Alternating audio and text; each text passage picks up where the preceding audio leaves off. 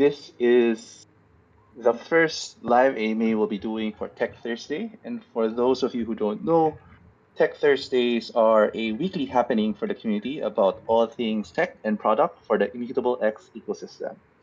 You should look forward to Tech Thursdays every week, and we'll be lining up a few information, content, whatever you think might be helpful. Feel free to give me a ping, and we can make it happen.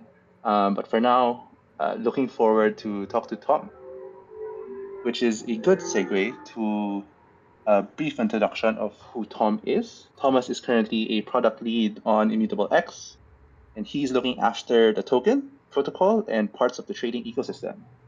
The topic he'll be talking with us today is the IMX token and the protocol's ecosystem roadmap. With that, passing over the mic to Tom to give his own introduction. Thanks, Nigel, and hello, everyone. Thank you for having me. I'd just like to thank you all for turning up. I know it's early for some and late for others as well, so I really appreciate the time that you've dedicated to this. And I'd love to make sure that by the end of this, we've come out of this learning a lot more about the roadmap, and there's a lot more consensus on what's going on.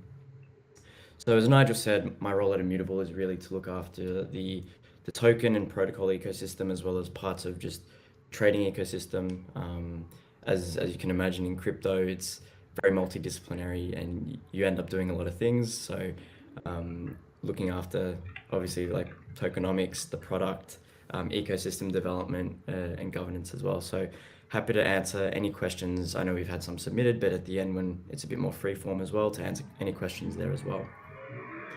Prior to Immutable X, I've actually been in the space for 6 years now, so that's ages in the scheme of things. But I've worked at a couple of different venture-backed VC companies, Web3 companies at that as well. I was even running my own at one point, which we were invested with the likes of Polychain and Dragonfly. So been in the space for quite a while, and understand that the space changes quite a lot. So yeah, very, very, very exciting to be working on Immutable. So a fun fact about me as well, just to show you that I am a real person. I can lick my elbow. I'm not going to show anyone here that now, but that's a fun party trick that I always like to have up my sleeve. So Nigel, I don't know if you want to jump straight into the questions, or if you want to lead me in there. Too bad we didn't have any video for your fun fact. Now, jumping into the question. So just for everybody's FYI, the way this AMA is structured, first we'll go through the pre-selected questions for the first 20 minutes. Depending on how far we go, we'll try to leave some time for new questions coming in from the audience as well. So if you have any questions as we go along the event, please don't be shy to go to the community event text channel and just drop your questions there, and we'll try to get to them later in the AMA.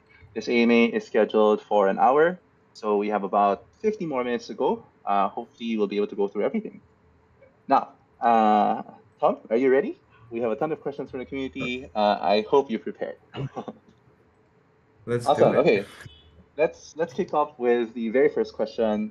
What can you tell us about the IMX roadmap overall? I know that's a broad question, so feel free to just go through some of the things and we can deep dive into each. Of course, definitely a broad question, but a very important question, obviously. I think before jumping into that, it probably makes sense to think about what we're trying to do with Immutable X. So with Immutable X, we're really trying to build out the most robust and scalable NFT platform ever. And we want Immutable X to be the place that you go to build and grow successful metaverse, GameFi, NFT projects just in general. That's very complex. That's a complex problem. There's lots of different components to that. So we're trying to make sure that we've assessed all of those, and where we've got those on our radar, and we've got a plan to address all of those. So first of all, I think it sort of goes without saying, in crypto, things are constantly evolving, as you'd expect. Weeks are months, and months are years. So we're trying to build out our roadmap and plan for it in a way where we can stay adaptable and flexible to the changing environments. We know that right now NFTs are hot, which is great. It's great for us. We know that L2s are very popular right now. However, in even 6 months' time, it may be a completely different landscape, and we need to make sure that we're able to provide the right sort of tooling and experience for projects and these communities to thrive. Part of that, and I know there's a lot of questions around this, and we'll get onto that later, is also enabling our roadmap to be flexible for potential Starknet migrations or other different solutions that may come our way.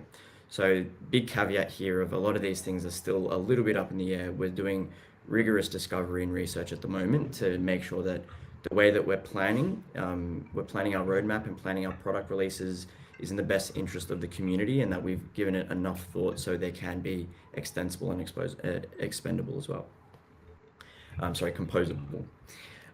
So one of the things that we're really focused on right now on our roadmap is providing liquidity and making sure Immutable X is an extremely liquid protocol and ecosystem to build on. On the product side and roadmap side, one of the ways we're doing this is incentivizing marketplaces and projects to actually build out their projects on Immutable X. One of the ways we're doing this for marketplaces in particular is by enabling marketplaces to take their own maker and taker fees. The reason this is important is because right now there's only 2 or 3 marketplaces built on the protocol. You've got the Immutable X marketplace, we've got Token Trove, and I know there's a few others flying around there as well. So sorry if I missed yours. But what we're aiming to do is create really specific, or create the tooling so that marketplaces can create really specific experiences for their communities. So for example, the Gods Unchained, at the moment, a lot of people use all the marketplaces as sort of just general marketplaces. But in the future, for example, with Gods Unchained, they might want a very specific sort of marketplace experience, or project X or Y or Z down the line. They want a really tailored marketplace. We want to encourage marketplaces to be able to do this and projects to be able to do this. And one of the ways we're doing that is with these maker and taker fees. So that is planned for some time over the next couple of months, where anyone will be able to spin up their own marketplace and actually start generating some sort of revenue and be incentivized to do that. We also want to leverage the token to actually bring liquidity into the Immutable X protocol.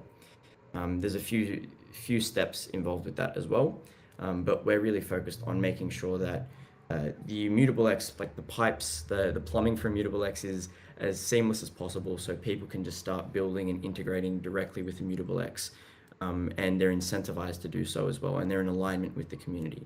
So on the community ecosystem side, that's a really big priority for us.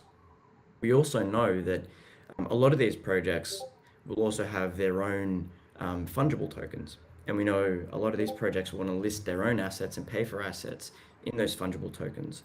So this is something that we're currently working on, and we hope to be rolling out somewhat soon. But that's the ability for projects. So for example, in the case of hypothetical project X, they might have X token and they want to list all their NFTs for their project in X token. We really think that Immutable X goes just beyond pure liquidity for NFTs, but it's about building these successful ecosystems. And a lot of these ecosystems are quite complex. They've got their own fungible tokens, they've got liquidity pools, they've got their own custom logic that they need to consider. So we're trying to make sure that we can do the best that we can with the current technology that's available and that will be available to provide that as well. Another aspect that is on our roadmap, but the timing is a little bit TBD, is composability. So this is the ability for projects to actually integrate with other protocols, build their own custom logic, or really just build a really flexible ecosystem for themselves across chains, or whatever makes sense for them. In the short term, this looks like what this looks like, sorry, is the ability for projects to connect to liquidity pools on layer one. So they'll be able to run different campaigns, for example, yield farming and liquidity mining. That's definitely an option for these projects, and really just ensuring that there is that stability in their own fungible token as well, rather than just having it isolated in a particular silo somewhere where it can't interact with the rest of their ecosystem. And another composability and flexibility feature that we're trying to work on is the minting and burning of assets. So this is important as it feeds in directly into the tokenomics of specific projects as well. So if you're running a project, there is the scope to eventually create some sort of dynamic token model where you can mint and burn both ERC20s and NFTs to cater for whatever experience and economy you're trying to drive. Um, then we've also got a real big push for community with governance and grants and all the good stuff that's involved with that. So we really want to leverage the token here to build a great ecosystem for everyone. So you might have seen yesterday we actually put out um, a post around developer grants we're going to be publishing, rolling out. So this will allow anyone at the moment, we're focusing on developer tooling, but anyone working on anything in the developer tooling space that they think is going to make Immutable X a great experience for the whole ecosystem. We really want to drive things like that moving forward. This has been a little bit of an alpha, so we're testing this to see how this goes, but eventually we're going to roll this out and make this a much more extensive and more thought out process as well to encompass everything, not just from developer tooling, but projects or whatever the space ends up evolving into as well. And then lastly, just we've got on our roadmap just making the UX more seamless across the board from our developer experience, our marketplace experience. We're focused on mobile support as well. We want to make Immutable X usable across mobile devices. We know a lot of people are going to be accessing these GameFi and projects across mobiles now, so that's something that we definitely have forefront as well. I know a lot of those things don't really have specific timelines attached to them, but most of these will be coming out over the next couple of months or sometime in Q1. The composability is an ongoing discussion, and we'll be constantly assessing that and putting content out there for the community to let you know what we're thinking there as well. Awesome. Phew, that's definitely a lot of things and super exciting to see all of those roll out. I'm personally excited to see, for example, a better UX for the marketplace. So looking forward to that. Next question this is from Eric DS, one of the first few who gave questions in the last week. His question was all about staking. When will staking actually be available? Yeah, the question everyone's got front of mind. So we're aiming for staking to be rolled out sometime in early Q1.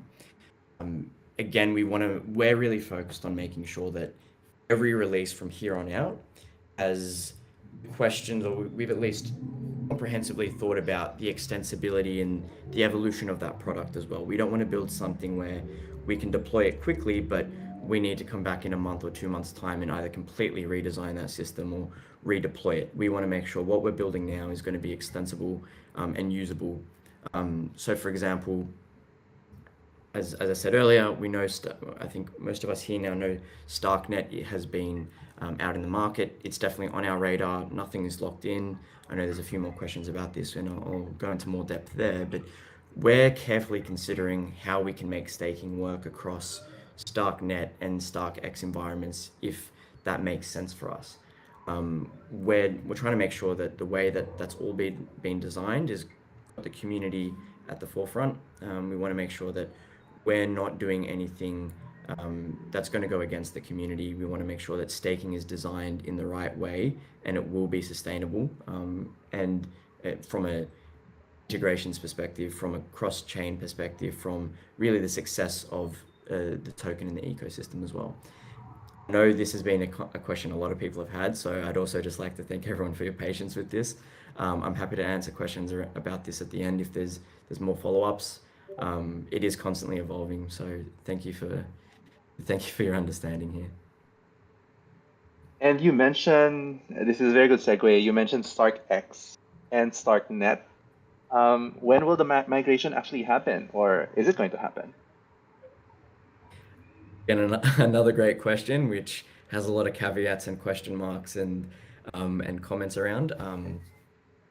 At a very high level, we're watching that very closely. We obviously work closely with Starkware, so we're trying to better understand what Starknet actually means for us, what it means for the community, and Mutable X just more broadly, as well as the rest of the Ethereum ecosystem at large. We do know that Starkware's technology is the best, or one of the best. That's why we've partnered with them. We're working with them. And we know that Starknet at full scale will definitely be a game changer, especially with ETH2 as well. But we know that, yeah, Starknet will definitely be a game changer for Ethereum and for scaling in general, and just blockchain and crypto in general as well. So as a result, again, as I said before, a lot of this is still highly caveated, lots of question marks and lots of red lines underneath this. But we're just seeing how we can facilitate Starknet, or if it makes sense for us to explore, and if so, what timeline should we be exploring it on? We do plan on sharing our thoughts with this on this with you over the next month or so. There's been a lot of thinking. There's basically a team dedicated to just thinking about this at the moment and making sure the way we're currently building the protocol and the release and the cadence of the products we're building is in line with this flexibility, whether it's Starknet or if Starknet means that.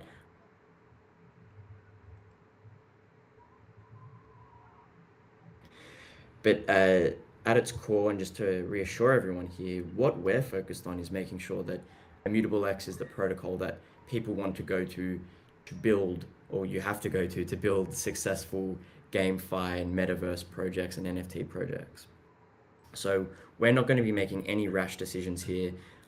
This is going to be a very careful decision that's going to be made. We're going to try and bring in the community where it makes sense to here. And we're also trying to assess and align ourselves with the Starkware roadmap and the Starknet roadmap in particular. It's going to be important to be a first mover on Starknet if that's the route that we do take, because we do want to take full advantage of Starknet and everything that it can provide for the community and developers just across the board, whether on Ethereum or cross chain as well. So, again, this timeline is still TBD, but we'll have a better idea of what this will look like sometime in mid Q1. Thinking a little bit on that, for those of those of us are not super familiar with StarkX and StarkNet, could you give a little bit of an overview or high level TLDR of what exactly it means to be in StarkX versus StarkNet? Of course, yeah, great question. So at the moment, Starkware's main offering, or only offering until very recently, was StarkX, which is their zero knowledge roll up solution, which really only four projects have been able to build: ourselves, DYDX, So Rare, and Diversify. And we're very privileged to be able to partner with them and actually build out on StarkX. They've recently deployed an alpha version of StarkNet, which basically takes the same concept of StarkX but turns it into a decentralized network. So the zero knowledge rollup technology can actually be rolled out across a distributed network and be run more like a blockchain. At the moment, everything we're doing is directly rolling up straight to Ethereum, but this will actually add more blockchain-like, I guess, experiences similar to, and there's a question around this which I'll get to as well, of, for example, smart contracts. On Starknet, you'll actually be able to build smart contracts in a very similar way as you can on layer one. We can still build smart contracts on StarkX, but the pattern and the paradigm in which you build them is slightly different. And I think that's actually the next question as well, Nigel. But this also means that when people do build on Starknet, sorry, because it's going to act more like an open network rather than 4 or 5 projects building on StarkX, there's going to be a lot more innovation there. And we actually want to capitalize on that innovation, and we want Immutable X to be the place where people can build these complex and successful projects. And a lot of those projects, as I was saying before, require interactions with other protocols, potentially other chains, custom logic, all those sorts of things. So Starknet is an ecosystem that can help bridge to that as well. Not to say we can't still fulfill needs on StarkX. It's just a different way to build communities and to make sure that we can provide as much innovation and support, and the community can feed that back into the protocol as well. So still a lot of discovery there, but those are sort of one of the benefits, or the major benefit of building on Starknet. Yes, awesome. And yes, you got that right. That is sort of connected to the next question, which is also from Eric DS. when exactly will we be able to create dApps on Immutable X without using Cairo? Great question as well. Nigel, I just saw, I think a few people are having audio issues. Are people still able to hear us? Oh, okay, let me try and double check. Yeah, are people able to hear? Oh, some Okay, can hear, great. but so for those that can't hear anything, I suggest. Yeah, there was a blip. I heard that too. Some can hear us, some can't. I suggest doing like a quick reconnection. It might be something with the connection to the voice channel. Um, I'll give people like a minute to do that, and then we can recontinue. Sure. Please try and Yeah. reconnect. Should we play some elevator music? Let me just double check if my recording is still happening. Um, we are also recording in two ways, so this should be a good redundancy. That Okay. okay. Let me Happy to just keep it. do one more check. Uh, confirm.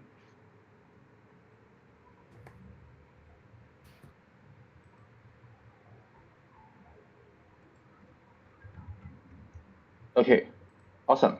I think that's enough time. Some people are still able to hear us, so this should be okay. Let's continue. Tom, are you Great. fine to continue? Yeah, let's do it. Okay, awesome. So just to refresh, the question was, when will Immutable X be able to support Solidity dApps or dApps in general, without Hmm. having to be rewritten in Cairo? And for people who don't know, that's a native language of Starkware right now. Yep, great question. So at the moment, we actually don't support dApps in the most conventional sense. This would definitely change in the future, though. So Cairo will be our go-to language for this, and I know the question is about not having to write in Cairo. There's actually a tool called Warp, WARP, which has been worked on in collaboration with the team building out StarkNet. I think it's built by Nethermind. And what that does is it lets you transpile Solidity code into Cairo code. So Cairo code is a little bit different. The language itself is a little bit different from Solidity in the where it operates. I won't get too technical here, but how it actually interacts with the infrastructure itself is a little bit different. So this tool can take any sort of Solidity code, and obviously the tools will get better over time. It's still quite new, and obviously it's something that we've got on our radar, and we're trying to assess what the trade-offs are with it. But it'll let you take Solidity code, transpile it, and then deploy it onto StarkNet as well. So there's potential ways to use this that we're still exploring, maybe even on StarkX. This has been a relatively new development in the space, so we're again still trying to make sure that we can assess all these things holistically and make sure they are the right decisions for the community. The other thing here is the question of why do we need, and it's an obvious answer here, but why do we want that DApp support? And obviously that's what I was saying before about building out those complex ecosystems. And one of the things, for now anyways, you can still use the current immutable APIs to do a lot of this logic. There will need to be a little bit more customization to the code. It won't be like building directly in Solidity, but you can still achieve a lot of the same outcomes with the current offerings that we have. Again, this will evolve, and this is definitely going to change in the future. We do plan as much as possible to implement smart contracts, and Cairo will be that go-to for now. And if you have questions around this as well, please message us on Discord, and let the team know, and that they'd be happy to guide there as well. Awesome. Thank you for that. And then the next question is from TNJ3. What's the most important priority in your roadmap right now? Oh, um, everything. And right now, our Tricky question biggest for a product manager. very, very, very tricky question. Right now, our biggest priority is really community support and growth. And this goes from everything from making sure that projects can build and be successful, from the actual experience of interacting with NFTs on the protocol, as well as the developer and community experience at large as well. So one of the things that we're really cognizant of is that there's a lot of great ideas out in the community, both for NFT projects themselves, but also support and tooling that a lot of developers want. One of the things we're focusing on, and again to reference that the grants, the Alpha Grants program that we announced yesterday, is we want to get more developer activity in the space. We want to provide the tooling that you want to be able to launch your project successfully. So on that side of things in the community growth, we're really focused on the developer experience there, making sure that there's a full robust system that's built out to make sure that everything is being considered and catered for, and you don't have to think twice when building. It's a very clear and obvious developer experience.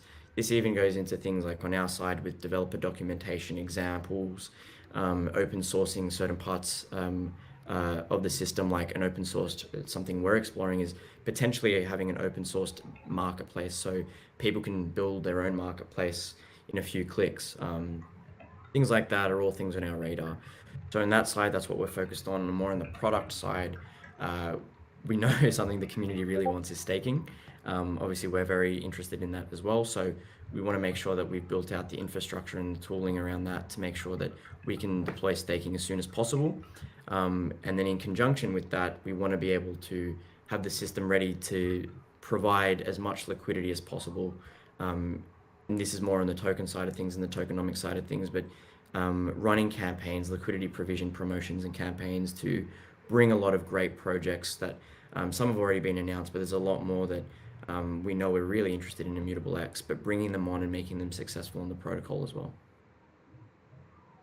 Awesome. Lots of priorities, as always. The next one is from Android Fixer. Will there be an L2 DEX or L2? A DEX for NFTs and a DEX for ERC20s that um, we've we're thinking about. We're very keen on creating as many primitives as possible for NFTs and making NFTs extremely having a lot of utility for the NFTs, sorry, and making them extremely extensive and having lots of different ways to interact with them. So those are things like we've written a couple of posts about this before, but metadata orders or NFTs for AMMs for NFTs, different ways to interact with the buying and selling of those NFTs as well. So they're all on our radar. The way we prioritize them is going to be based off what you, the community, tell us, as well as what is happening in the broader market as well. Hopefully, if there's anyone out there that's actually got a great idea for this, um, it might be something that you, the community, funds through grants, through the proposals. So anyone listening that's got that at the back of their mind and they're thinking, should I work on this? Well, this might be a chance to actually turn it into a reality as well. Definitely take advantage of the community grants program. The links are in announcements. Now, the next question is from a bunch of people. Leto, Julianite, and Legion. What do you think about future competition? Let me break this down a little bit more. Who do you think is our competition, and what do you think about them, Tom? Wow, you guys have got some massive questions. I love it. Um, so really, who is our competition? I guess it's a bit of a nothing answer, but at the same time, everyone's our competition in a way. Other L2s, other NFT projects in and of themselves, ourselves, like we as a project are our own competition, how fast we can actually deploy things. But I think really at the moment, especially considering Starknet, the way that we have to think about the systems more holistically, the ecosystem more holistically, is about creating these great experiences. So our competition is everyone from layer one ETH, like ETH2 poses in a way a threat, but it's also, we can reframe that and say it's actually a bit more complementary to what we're doing because it will help us scale as well. At the same time, we also have to be cautious that there are projects out there that might just build directly on L1 or on other chains. That's definitely a possibility, but really it's about showing that Immutable X is the place you go to build those successful projects from day zero. A lot of these projects at the moment are currently bootstrapping everything themselves, bootstrapping their own liquidity, their own communities, the whole developer experience. By building straight onto Immutable X, a lot of that's actually abstracted, and it's a much quicker process. So um, I know that doesn't really answer the question directly, but really our competition is multifaceted, and we're trying to build out our tooling in an ecosystem in a way that makes sure that different types of competitors have been considered, and we're building products in a way to address those. Awesome. Um, Connected to that, this is a question from Sam P. What are ideas that you have for a faster onboarding process? Ooh, that's a good one. So we've been we're very mindful of our current withdrawal and depositing experiences on the protocol. We've been in some talks with different solutions, different providers. We're experimenting internally with different ways to make this a more seamless experience ourselves. So we've talked with people recently, actually this week, that have been able to provide basically gasless. They call it gasless uh, transactions and movements of assets across chains and across different scaling solutions as well. So that's definitely something that is on our radar. Again, we need to assess and make sure these are the right solutions, and ultimately this might actually come down to more of a DApp level question of, do marketplaces want to support this themselves, and maybe this is a curation bit we do on our part of providing different providers to the community of people that have this as an offering, or it could be about baking it directly into the protocol. Again, we'll also look to the community here on what makes the most sense to build out as well. But yeah, very mindful of that UX experience, and we do have a team that's focused right now on improving that across the board.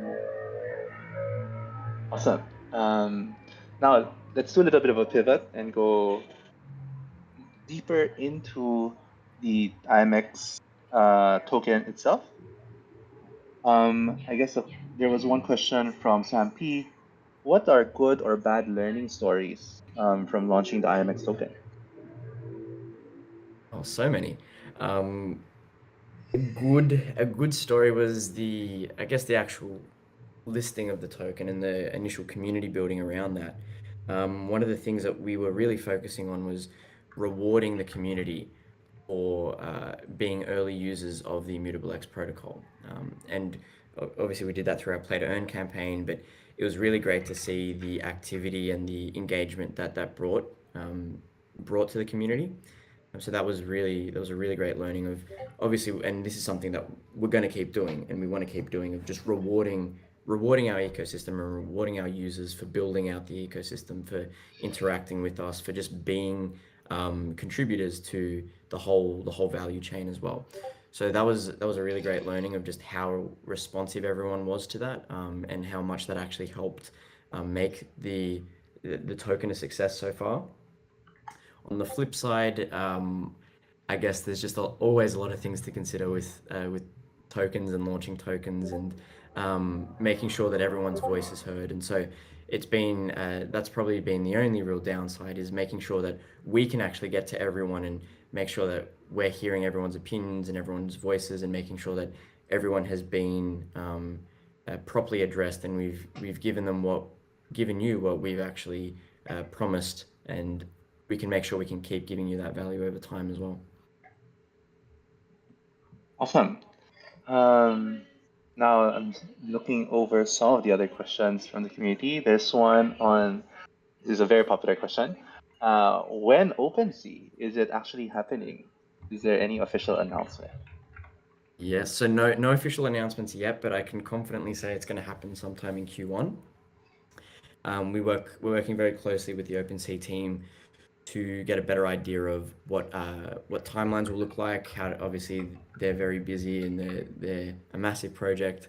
We're definitely growing very quickly as well. So just making sure that we've got the right level of support set up, so we can make that a seamless process and integration for both of us as well. So that's something we are obviously very, very excited and keen on, and I know you and the community are as well. So we'll keep you updated every step of the way there. But yep, definitely confident in sometime in Q1. Very exciting. The community has been asking about that for a long time now. In that case, the next question is what is the immutable strategy to attract new customers or new users and investors to the platform and keep them long term? This was from TNJ Free.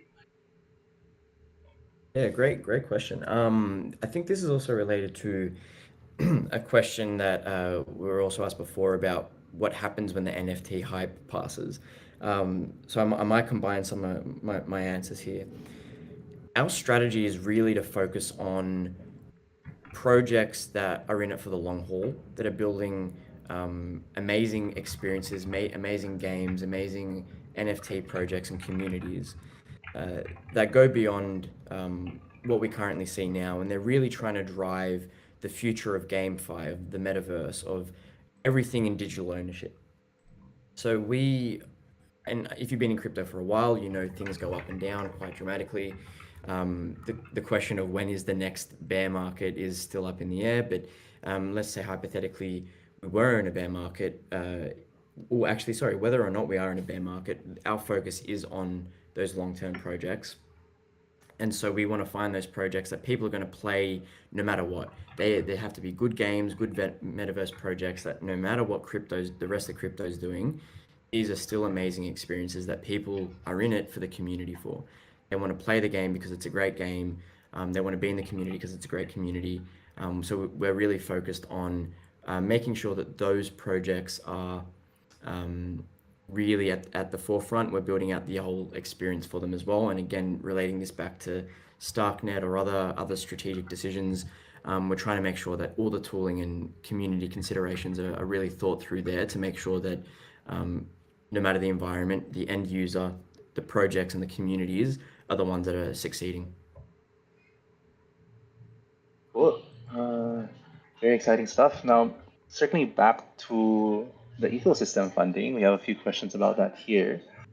The first question is, can you tell us more about what exactly you're looking for? Like what are the kinds of development grants do you prefer to see? Yeah, great question. So what we're looking for is basically anything that's going to make the life of a developer or community members better. So this could be anything from like we actually put a list in that article. So it could be anything from bespoke tooling or like rarity tools, for example. And I know there's already a few out there. So even if you've already got a project out there that's live, it's not to say you can't apply for these grants. These grants are open to anyone. We just want to make sure that if you've got a project out there that you can, there's another milestone that we can actually you can work towards as well. It could be as weird as things like tax and accounting tooling as well. So big projects might want to be able to take stock of how much revenue they've generated, and tools that help them do that might be something that helps these projects actually get off the ground. I know the regulatory environment right now is a little bit grey, to say the least. There's a lot of grey areas, so that might be something that helps a lot of the bigger projects or ones that are a little bit on the fence around the legitimate aspects of moving to GameFi, moving to the metaverse. Could be bots for the community, analytics tools, block explorers, even things like, for example, if there's multiple marketplaces out there, something that can actually run through all the orders across different marketplaces for specific assets and show you the price differences from one marketplace to another. So you can flip an NFT from one marketplace to the other and really just promote the trading ecosystem as well. So really anything goes. Really, it's just about saying for this specific grant, and again, this is just an alpha. We're testing what makes sense here. It's not about promoting NFT projects in the conventional sense, like not PFP projects or metaverse projects, but the support that those projects need to make their projects successful as well. So we're happy to facilitate any crazy ideas here. Ultimately, it's the community that will decide what gets through. We're just here to make sure that the things that do go to vote are sitting within that theme, and they will help developers as well. Awesome, very exciting stuff. I hope we see more projects apply. This is a connected question from Potence. The question is, will there be any ecosystem funding in the future to help specifically the growth of the adoption of Immutable X? Definitely, definitely. Mm. Where we are very keen to promote the adoption of Immutable X in multiple different ways. We understand that Immutable X as a protocol has a lot of different applications and solves problems for lots of different groups of people, from developers to end users to marketplaces to traders. So we're focusing, we've got a lot of different initiatives in the works to promote activity in all those different aspects as well. So we're not focusing on just one of them for now. I know we've got these developer grants out. This is sort of an initial test to see what the community response is like, to see if we've gone about doing it in the right way. And we really want to hear from you here. This is really, these are your tokens we're giving away, or you're giving away, you're allocating them. We want to make sure that we're facilitating it in the right way that will actually make sense for the community. So if over the coming days or weeks or years you've got ideas of what we should do with the tokens, please raise it in the general channel. Talk about it with us. We'll definitely put things on our radar and take things to vote where it makes sense. We want you to be as much as part of this journey as possible. Awesome. There's a few more questions here, but I'm not super familiar with some of these. Let me read it to you, Tom. And then maybe you can also go to the community events text section to read Yep. through it because it's quite a long question. This one is from Eric Diaz and Tokugawa. It's regarding ZK Sync versus and Snarks versus Starks. Mhm. Now, again, let me read it to you. Cypher is reportedly exploring to build on Matter Labs ZK Sync 2.0, which makes it possible to compile and run Solidity dApps without any rewriting. How is their ZK EVM slash Snark tech compared or contrasted to Starks from Starkware, I guess? And how does it impact Immutable's value proposition to gaming apps? Yeah, that was a mouthful. I'm not sure if you were able to get that, No, I, but I, happy I for you to take agree. some time. Yeah, Yeah. no, definitely got that one. Again, very important question. I know this. I think this was only really published on ZK Sync's end in the last couple of hours or the last day or so. But this is ultimately ties back into a question of our strategy around Starknet, how we approach that, how we approach potentially going uh, interchain, and what the future of Immutable X looks like. So we know, as I said before, right now you can't run uh, smart contracts in the conventional way on our current setup, and we definitely plan on changing this and updating this as well. One of the things that I guess addresses this concern in particular is if we do move to Starknet, for example, it will have proper Turing complete smart contracts that can be transpiled from Solidity.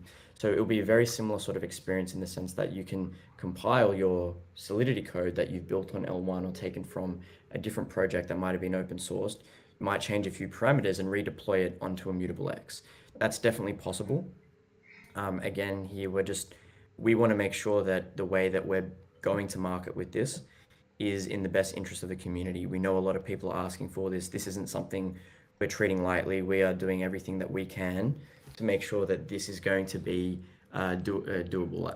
As I said earlier, innovation on the protocol is something that we're really passionate and interested in. Innovation leads to better projects, more liquidity, better experiences for everyone. Really, part of UX is liquidity. So everything that we can do to encourage more activity on the protocol is in our best interest. So we are definitely not taking this lightly. It does, obviously, everything does affect our value proposition, but we do have plans to navigate this. It's not something that we consider as uh, super worrying. It doesn't keep us up at night. We do have a plan of attack for this. Awesome. Thank you, Tom. I think those are all of the questions that we have so far.